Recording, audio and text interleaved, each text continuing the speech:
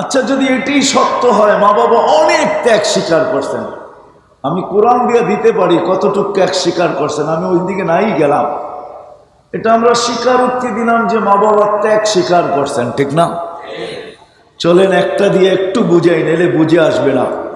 আবু হুরায়রা রাদিয়াল্লাহু তাআলা আনহু আসছেন। আবু হুরায়রা রাদিয়াল্লাহু তাআলা আনহুর কাছে আসছেন এক ব্যক্তি, এক যুবক। বলছে, কেন আসলে? মার ঋণ শোধ করতে চাই।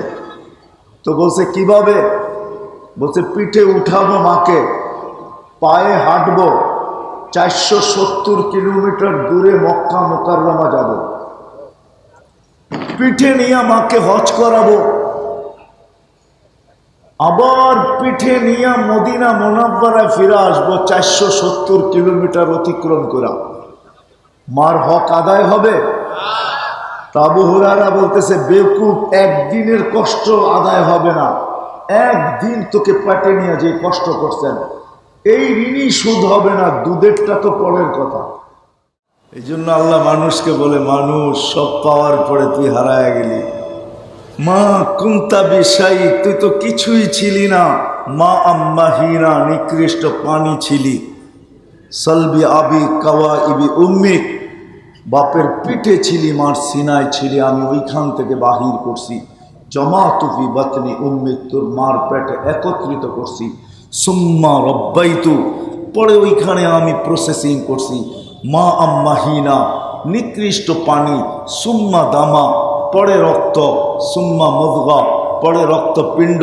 সুম্মা ইদামা, পরে কঙ্কাল। ও কাসাইতু আলাইহি লাহমা, এর উপরে গোশতের আবরণ আর চামড়ার আবরণ আমি আল্লাহ নিখুঁতভাবে চড়াইয়া দিছি। হ্যাঁ, কে চড়াইয়া দিছে?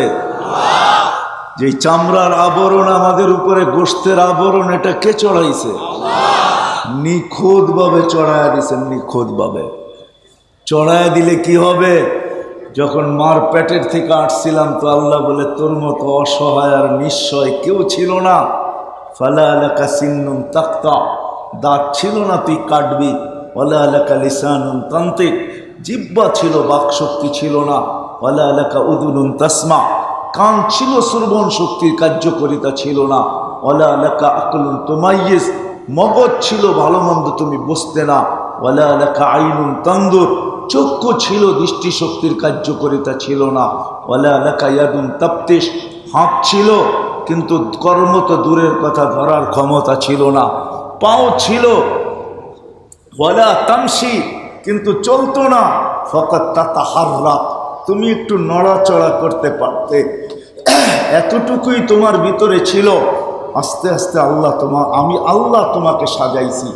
সাজাইতে সাজাইতে সাজাইতে সাজাইতে তোমার ভিতরে রত্ন ভরতে ভরতে ভরতে ভরতে ভরতে ভরতে এতটুকু রত্ন দিয়ে তোমাকে সাজাইছি, যেই রত্নের দাম আল্লাহ নিজে বলতেছেন। আমাদের রসুল আমাদেরকে শুনাইতেছেন, আন্নাস মাআদিন কামাআদিন যাহাবি ওয়াল ফিদ্দা। ও মানুষ, দুনিয়ার ভান্ডার দেখা তোর চক্ষু কপালে ওঠে কেন? তুই তো এর চেয়েও বড় ভান্ডার। তুই সোনা রূপার ভান্ডারের চেয়েও বড় ভান্ডার। তোর এক একটা যোগ্যতা সোনা রূপার ভান্ডারকেও হার মানা। এরকম যোগ্যতা দিয়ে আল্লাহ আমাদেরকে সাজাইছেন। কিন্তু সাজাইলে হবে কি? উচিত ছিল কৃতজ্ঞ হওয়া। কিন্তু যখনই সব কিছু পায়া গেলাম, বাচ্চা যখন যৌবন পায় তারপরে হারায়া যায়, গরিব যখন মাল পায় তখনই হারায়া যায়, চাকরিহীন যখন চাকরি পায় তখনই কিন্তু হারায়া যায়। যতদিন চাকরি ছিল না ততদিন এই কথা বলে নয়, আমি ব্যস্ত ব্যস্ত ব্যস্ত ব্যস্ত। যাকে দেখতো তাকেই বলতো চাকরি বাকরি নাই, তো এমনি ঘোরাফেরা করি, একটা চাকরি বাকরি দিলে ভালো হয়। যেদিনই চাকরি আল্লাহ পাওয়ায় দিল, এরপর দিন থেকে ব্যস্ততা শুরু হলো। আর এখন জিজ্ঞাসা করলেই বলে আমি ব্যস্ত। আল্লাহ যদি কানের কাছে যাইও ডাকে, তারপরেও বলে আমি ব্যস্ত। সত্য তো? আল্লাহ মানুষকে বলতেছে, তুই হারাইলি কি কইরা? এরকম হাজারো দৃষ্টান্ত দেওয়া যাবে। যখন কিছু ছিল না, ওই প্রবাদ বাক্যই সত্য। এটা আল্লাহর সাথেও ফিট করা যায়। যখন তোর কেউ ছিল না তখন শুধু ছিলাম তোর কাছে আমি, ঠিক না? কে ছিল? হ্যাঁ, দেখেন আপনি, ডাক্তার যখন বলে যে আর চিকিৎসা হবে না আপনার, আমাদের কাছে আর কোনো মেডিসিন নাই, আমাদের কাছে আর কোনো পদ্ধতি নাই, তো ডাক্তারও বলে এখন যদি বাঁচাইতে পারে তো একজন পারে, ঠিক না? এখন সেও কি বলে, কি বলে? আরে রুগী কি বলে? অভিভাবকরা কি বলে? বাচ্চা কাচ্চা কি বলে? আল্লাহ। আল্লাহ বলে না? কি বলেন? আর যখন এরকম রোগ ছিল না তখন কি বলতো? আমি, ঠিক না? কি আমরা যেমন বলি আমি, ঠিক না? তো আল্লাহ এটাই বুঝাইতে চাইতেছেন, সব কিছু দিলাম তুই হারায় গেলি, যখন কিচ্ছু ছিল না তখন তুই ভাবতি আমি, এখন সব দিলাম তো পর হইলাম আমি। তো প্রবাদ বাক্য আছে না, যদিও আমরা অন্য জায়গায় ফিট করি, ঠিক না? মেসেজে লেখা লেখা পাঠাই, কি বলো? আরে মনে হয় বোঝো না তোমরা বাংলা, ইংরাজি শুরু করবো। মেসেজে লেখা পাঠায় না, এটা অন্য জায়গায় ব্যবহার করে, কিন্তু আমি আল্লাহর জন্য ব্যবহার করতেছি, যে যখন তোমার কেউ ছিল না তখন ছিলাম আমি, এখন সব কিছু দিয়া দিলাম তো পর হইলাম, এখন পর কে? আল্লাহ। পর না? প্রমাণ দিতেছি আমি, সব পাওয়ার পরে হারায় গেছে। আল্লাহ বলে কুতিলাল ইনসানু মা আকফারা, মানুষ তুই হারাইলি তো হারাইলি কি করা? তোর তো আরো বেশি কৃতজ্ঞ হওয়া উচিত ছিল। তুই কি ছোট ছোট বাচ্চাগুলো দেখিস না, মার পেটের থেকে আসলে কেমন থাকে? তুইও তো এরকম ছিলি। আজকে যৌবন তোকে দিলাম আর তুই হারায় গেলি, চাকরি দিলাম তো তুই হারায় গেলি, মালিক বানাইলাম তো তুই হারায় গেলি, দোকান দিলাম তো তুই হারায় গেলি, সম্পদ দিলাম তো তুই হারায় গেলি, আধিপত্য দিলাম তো তুই হারায় গেলি, শক্তি দিলাম তো তুই হারায় গেলি। উচিত ছিল আরো বেশি ঝুঁকা যাওয়া, কিন্তু আমরা সব হারায় গেছি। প্রমাণ, যদি হারায় না যাইতাম তাহলে আজান হইতে দেরি, বিসিক বন্ধ হইতে দেরি হইতো না, ঠিক না? মসজিদে না যাইতাম, রোডে তো পড়তে পারতাম, ফ্যাক্টরিতে তো পড়তে পারতাম, ঠিক না? যেই জায়গায় আসি ওই জায়গায় তো দাঁড়াইতে পারতাম, ঠিক না? কিন্তু কয়জন দাঁড়াই? কয়জন? একটা কথা মাথায় বসায় রাখতে হবে কিন্তু, যদিও প্রবাদ বাক্য, দিয়াদন চায়মন কায়রানিতে কতক্ষণ, এটাও কিন্তু প্রবাদ বাক্য। এটা শুধু প্রবাদ বাক্য না, বাস্তব প্রবাদ বাক্য। আল্লাহ দিয়া দেখে করে কি, নাইলে হাদিসে এই শব্দ আসতো না, নাদিরুন কাইফা তা'মালুন। আল্লাহ বলে আমি দেখতে থাকি তুই করিস কি, ভাবতে থাকি তুই কতদিন করতে পারবি। তো আল্লাহ নিজেই বলে অতদিন পারবি যতদিন পর্যন্ত সীমা রেখায় তুই পা না দেস। যেদিন তুই মৃত্যুর সীমা রেখায় পা দিবি তো তোকে উঠাবো আমরা, তখন তোর কানে ধ্বনিগুলো আসবে, ফেরেশতা ধ্বনি দিবে কানে। যখনই কারো মৃত্যু হয় তো ফেরেশতা কানে ধ্বনি দেয়, আইনাল ইস্তেগাল, বল তোর ব্যস্ততা কোথায়? তুই না বড় ব্যস্ত, বলতি ব্যস্ততা কোথায় বল? তো ফেরেশতা জবাব দেয়, জালাল ইস্তেগাল, তোর ব্যস্ততা শেষ, আর কেউ কোনোদিন তোকে ব্যস্ত দেখবে না, তোর কাছে আর কোনোদিন সুযোগ হবে না তুই কাউকে বলবি আমি বড় ব্যস্ত। শব্দটাই শেষ হয়ে যাবে, থাকবে অবল, থাকবে সমস্ত কাঠি তোর সামনে। শুধু এই ধ্বনি দেয় না, আরেকটা ধ্বনিও দেয়, ফেরেশতা ধ্বনি দিবে, ইনকাতাতিল আজাল, তোর বয়স শেষ। অনকাতাতিল আমাল, বয়স শেষ হওয়ার সাথে সাথে তোর আশাও শেষ।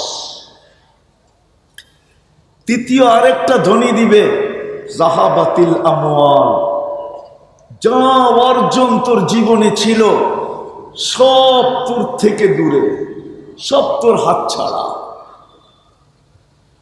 সব তোর হাত ছাড়া।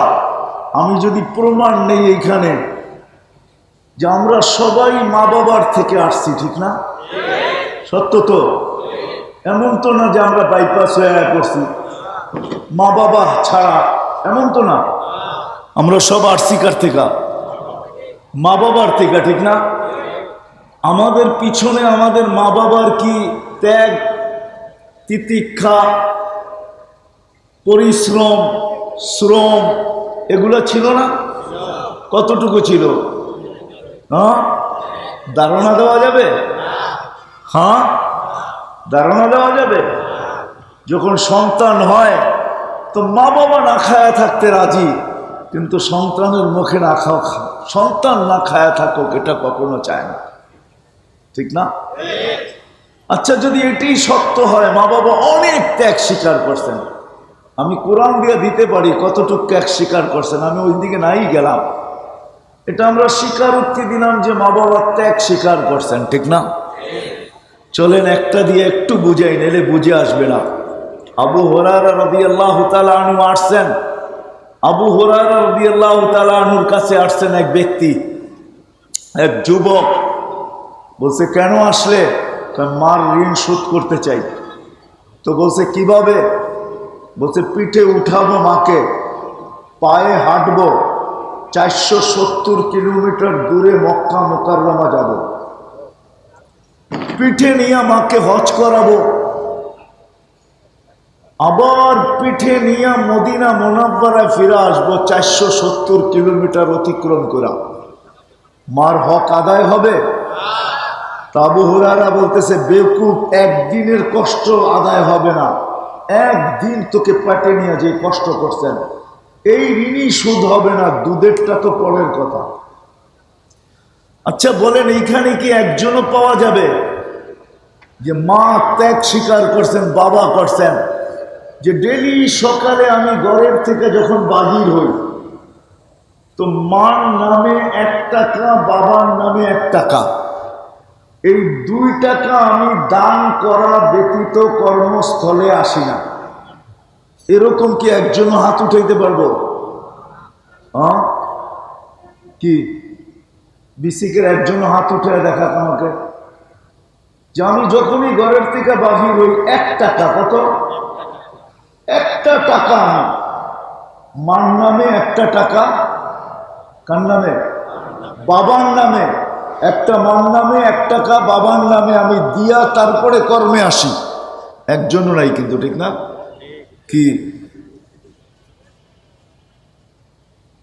প্রতিদিন দিয়ে আমি আসি? তাহলে একটু ভাবি, যেই মা বাবা এত কোরবানি দিলেন, এত ত্যাগ স্বীকার করলেন, তা আমি তো আজকে জীবিত থাকা সত্ত্বেও আমি সবচেয়ে বেশি মা বাবার অবাধ্য, ঠিক না? অকৃতজ্ঞ, ঠিক না? অকৃতজ্ঞ না, কৃতজ্ঞ না অকৃতজ্ঞ? প্রমাণ হইল তো মেরে দোস্ত, আমি যেটা বুঝাইতে চাইতেছি আপনাদেরকে, আল্লাহ বলে তুইও হারায় গেলি। আমি একটা মা বাবা দিয়েও দেখাইলাম, আল্লাহ বলে সবকিছু যখন দিলাম তুই হারায় গেলি। ও মানুষ, তোর তো হারায় যাওয়ার কথা ছিল না, কারণ আমি সৃষ্টির ভিতরে শ্রেষ্ঠত্ব তোর মতো কাউকে দিই নাই। ওয়ালাকাদ কাররামনা বনি আদম, তোকে আমি শ্রেষ্ঠত্ব দিছি। শুধু শ্রেষ্ঠত্ব দিই নাই, তোর মতো সৌন্দর্য আমি কাউকে দিই নাই। লাকাদ খালাকনাল ইনসানা ফি আহসানি তাকওয়িম, সমগ্র সৃষ্টিকে আমি হুকুম দিয়ে তৈরি করলাম। ও মানুষ, তোকে আমি কুদরতি হাত দিয়ে তৈরি করলাম। কি দিয়া? সমগ্র সৃষ্টিকে আমি 6 দিনে কমপ্লিট করলাম। আমাদের প্রত্যেককে আল্লাহ 10 মাস সময় নিয়ে তৈরি করলেন। কয় মাস? আমরা মার পেটে ছিলাম কতদিন? 10 মাস সময় নিয়ে তৈরি করলেন। অথচ যে আল্লাহ কোন বলতে দেরি, হও বলতে দেরি, হইতে দেরি হয় না, উনি আমাদেরকে 10 মাস সময় নিয়ে তৈরি করলেন।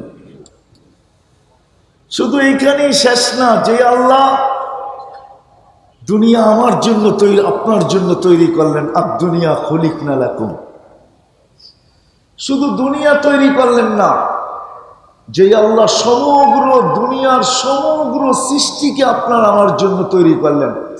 হুয়াল্লাযী খালাকা লাকুম মা ফিল আরদি জামিয়া। আল্লাহ বলে জমিনের সব তোর জন্য তৈরি।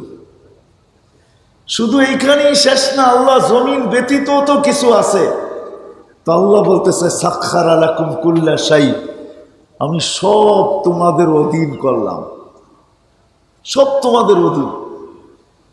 আল্লাহকে যদি প্রশ্ন করি শুধু আমাকে দুনিয়া দিলেন তো আখেরাত কাকে দিলেন? তো আল্লাহ বলে না, আখেরাতও তোকে দিলাম, দুনিয়াও দিলাম, আখেরাতও দিলাম। এখন আপনার বিবেক বুদ্ধি বিদ্যা দিয়ে একটু আমাকে বলেন, সব কিছু যে আল্লাহ আমাদেরকে দিলেন, এবং শুধু দিলেন না, আল্লাহ এটাও বলে 24 ঘন্টা তোকে আমি সুরক্ষিত করি। কে সুরক্ষিত করে? 24 ঘন্টা। আমি যদি প্রশ্ন করি আপনি সুরক্ষিত না করলে কি হইতো, তো আল্লাহ জবাব দিতেছে লাক্তালা আতুল আরদু ফি বাতনিহা, তুই নাফরমানি করতে দেরি জমিনের পিঠে, জমিন তোকে পেটে নিতে দেরি করতো না। ঢাকা মাহফিল, সুস্থ সমাজ গড়ার বিপ্লবী চেতনায়।